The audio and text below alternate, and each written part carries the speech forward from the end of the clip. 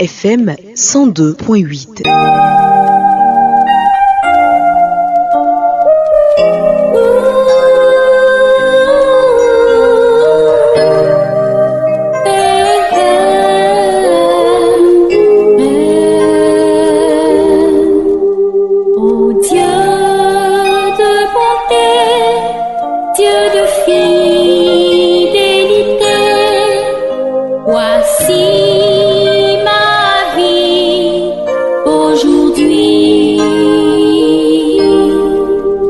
Pour le Christ aujourd'hui. Évangile et commentaire des tests du jour avec le Père Georges Yoboué. Ô Dieu de bonté, Dieu de fidélité, voici ma vie aujourd'hui. Bonjour, chers frères et sœurs auditeurs et auditrices de Radio Espoir. Je suis votre ami et frère, le Père Georges Yoboué. Je suis là ce matin pour proposer l'évangile de ce jour à votre émission Vive pour le Christ. Nous sommes aujourd'hui samedi 14 décembre 2024, samedi de la deuxième semaine du temps de l'Avent de l'année C. L'Église nous donne de faire mémoire de Saint Jean de la Croix, prêtre et docteur de l'Église. La couleur liturgique est le blanc. Nous allons ensemble méditer l'évangile de Jésus-Christ selon Saint Matthieu, chapitre 17, verset 12 au verset 13. Les disciples interrogèrent Jésus. Pourquoi donc les scribes disent-ils que le prophète Élie viendra d'abord? Jésus leur répondit. Élie va venir pour remettre toutes choses à sa place. Mais je vous le déclare, Élie est déjà venu. Au lieu de le reconnaître, ils lui ont fait tout ce qu'ils ont voulu. Et de même, le Fils de l'homme va souffrir par eux. Alors les disciples comprirent qu'il leur parlait de Jean le Baptiste. Parole du Seigneur. Nous rendons grâce à Dieu.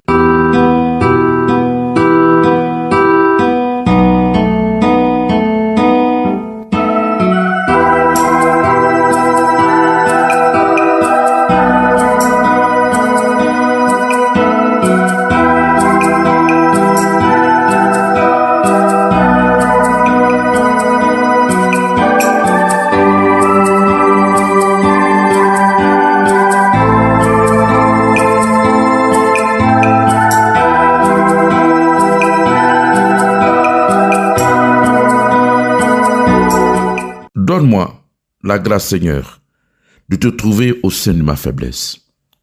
Nous sommes aujourd'hui en fin de semaine, le week-end commence. Seigneur, nous voulons te confier cette journée qui commence. Viens toi-même éclairer nos pas et illuminer notre journée. Frères et sœurs, la profession de foi de Pierre et l'annonce de la passion, reprécisant celle-ci, le récit de Matthieu se poursuit immédiatement par la transfiguration, Matthieu 17 et 9. Cette dernière soulignait combien l'abaissement du Christ n'était nullement un abandon de Dieu. Cette théophanie anticipait déjà la résurrection qui établirait définitivement Jésus ressuscité, Christ, Fils du Dieu vivant et crucifié comme le juge des temps derniers. Dans le livre du prophète Malachie, il est annoncé que le prophète Élie viendrait inaugurer le temps messianique. Depuis la profession de foi de Pierre, recadrée par Jésus, et l'épisode précédent de la transfiguration, les disciples ont pu accueillir cette figure surprenante et nouvelle du Messie. L'évangéliste Matthieu s'associe à cette profession de foi et veut ici montrer combien elle ne contredit en rien le dessein de Dieu annoncé dans les Écritures. Certes, Élie a été contemplé sur la montagne de la transfiguration, mais Jésus, dans ce passage, renvoie ses disciples à la figure du Baptiste, celui-là même qui est venu rétablir au nom du Seigneur le pardon et la justice divine au risque de sa vie. Le temps messianique est ainsi marqué par une confrontation entre la présence du Christ et sa difficile reconnaissance.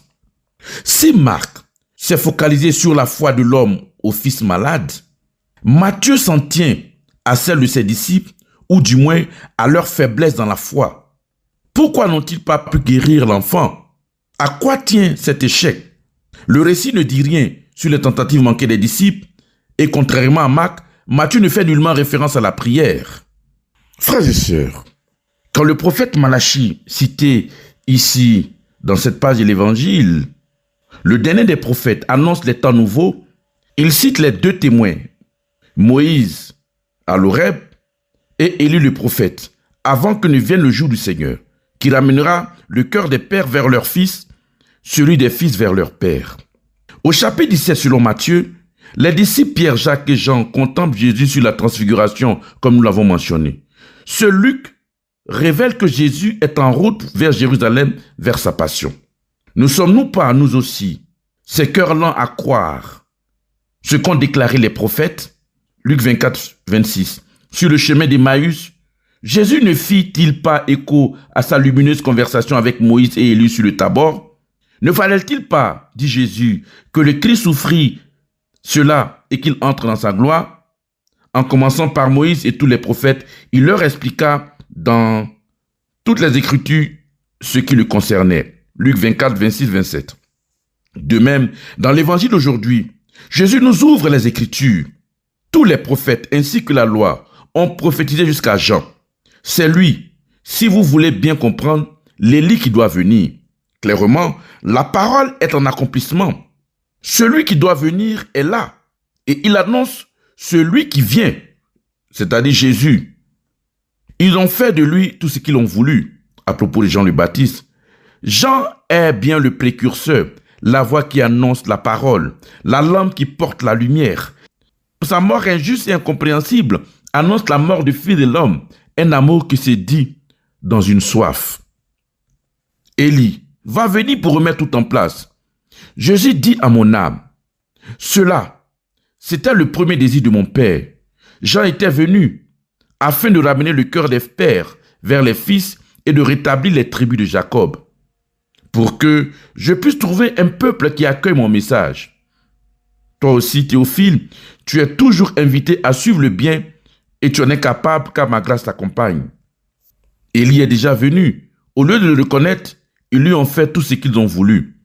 Bien des fois, cependant, tu ne choisis pas le bon chemin, parfois consciemment, te préférant toi-même, et parfois inconsciemment, aveuglé par l'endurcissement de ton cœur, ou bien ébloui par une vie superficielle, ne reconnaissant plus la voix du Seigneur au fond de ta conscience. Néanmoins, ne te décourage pas.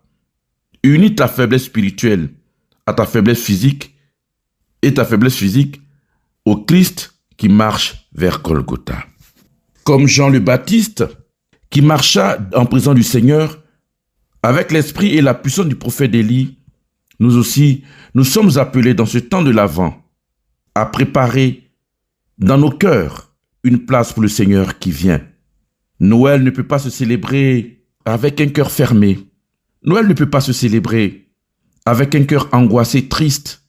Noël ne peut pas se célébrer avec un cœur amer, pensif. Noël ne peut pas se célébrer avec un cœur rempli de rancune, de rancœur, de frustration.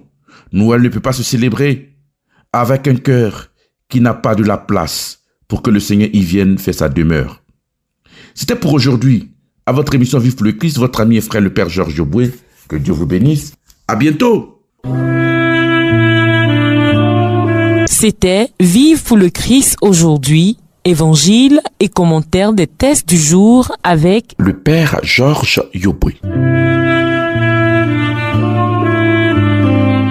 FM 102.8. Voulez-vous connaître l'épître aux Philippiens et le livre de la Genèse? Eh bien, le temple de la Bible vous en donne l'occasion dans les secteurs pastoraux suivants. Secteur pastoral de Koumassi, dimanche 15 décembre 2024 à la paroisse Notre-Dame de l'Assomption de Koumassi-Prodomo. Secteur pastoraux de Port-Boué et Jean-Folie, dimanche 22 décembre 2024 au Collège catholique Sainte-Anne-la-Sagesse de Port-Boué. Toutes ces formations se feront en 3 vagues de 7h, 10h et 14h avec à la clé une attestation de formation. Coût de la formation 3500 francs. D'éminents spécialistes se tiendront à votre disposition pour répondre à vos interrogations. Paroissiens et paroissiennes des secteurs pastoraux de Koumassi, Port-Boué et Jean-Folie, saisissez l'opportunité d'apprendre presque gratuitement ces livres. Formation ouverte à tous. Profitez-en. Pour bien la suivre, il faudrait lire intégralement les livres, les notes et les commentaires et préparer d'avance les questions à poser à l'expert. Inscription au secrétariat des des paroisses des secteurs ou au numéro suivant 07 67 74 24 48 05 01 51 14 70. Bonne formation à toutes et à tous. Et revoilà le traditionnel rendez-vous de fin d'année de Radio Espoir au Sanctuaire Marial National d'Abidjan. Ave, Ave, Ave Maria. Avec l'accompagnement spirituel du révérend Père Armazano, directeur spirituel, Radio Espoir vous convie à son pèlerinage annuel de fin d'année le samedi 28 décembre 2024 au Sanctuaire Marial National d'Abidjan de 8h à 14h. Thème: je vous ferai sortir de vos tombeaux. Je l'ai dit et je le ferai. Confère Ézéchiel 37, 12 à 14. Orateur Père Armazano, directeur spirituel des agents et auditeurs de Radio Espoir. Animation Le Cœur Divin.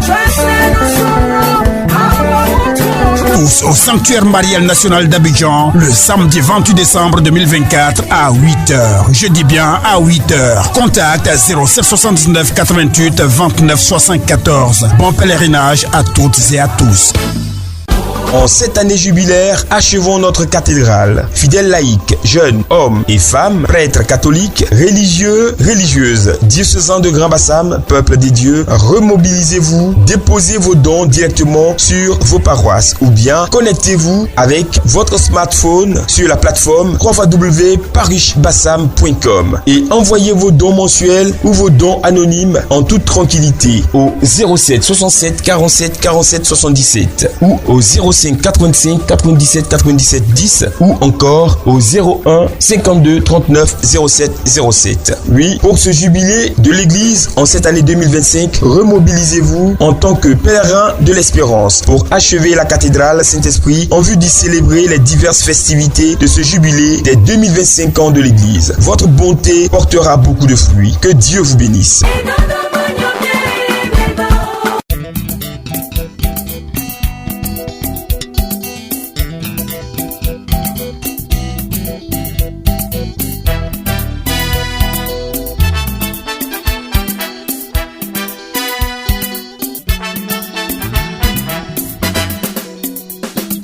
Préparez le chemin du Seigneur. Préparez le chemin du Seigneur.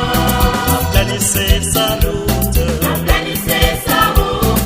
Aplanissez sa route. Aplanissez sa route. Préparez le chemin du Seigneur. Préparez le chemin du Seigneur.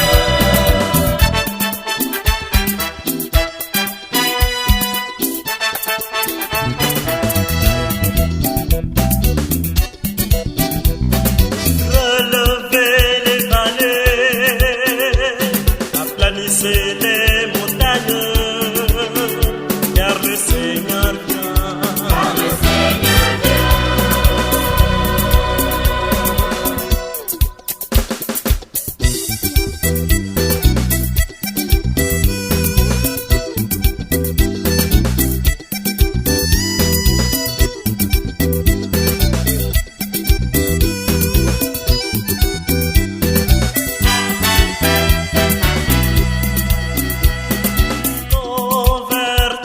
Convertissez-vous, n'endurcissez pas votre cœur, car le Seigneur vient. Car le Seigneur vient. Préparez le chemin du Seigneur. Préparez le chemin du Seigneur. Aplanissez sa route. Aplanissez sa route. Aplanissez sa route.